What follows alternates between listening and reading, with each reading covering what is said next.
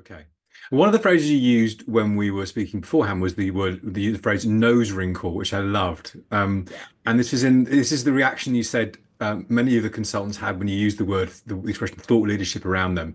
So tell us a bit about that. What is it? Why do you think it happens? And why is it particularly pronounced for these kind of highly technical or professional services individuals?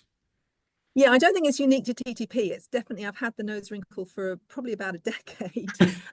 So yes, you're in a positioning or strategy session with an in-house expert. You mention thought leadership and they visibly shudder. And to be fair, I think, probably marketing has to take some responsibility for that because we've massively overused the term.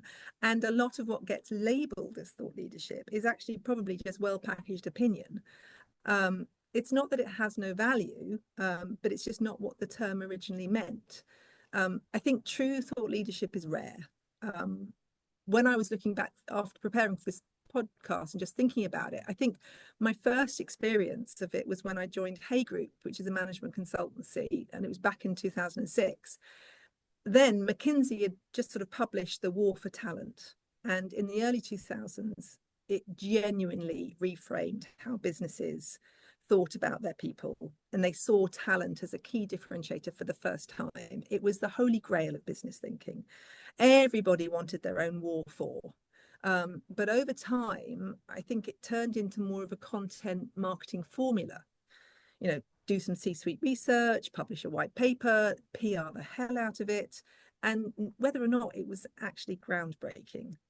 Um, Today, I think that means we've often ended up with something that, we sort of talk about in the team as thought fellowship, sort of expert commentary, dressed up as insight with topical business issues put through what I call the opinion mill.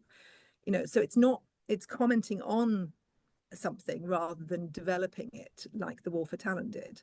Um, and the problem with technical experts is they know the difference. And so they associate the term thought leadership with spin and not substance.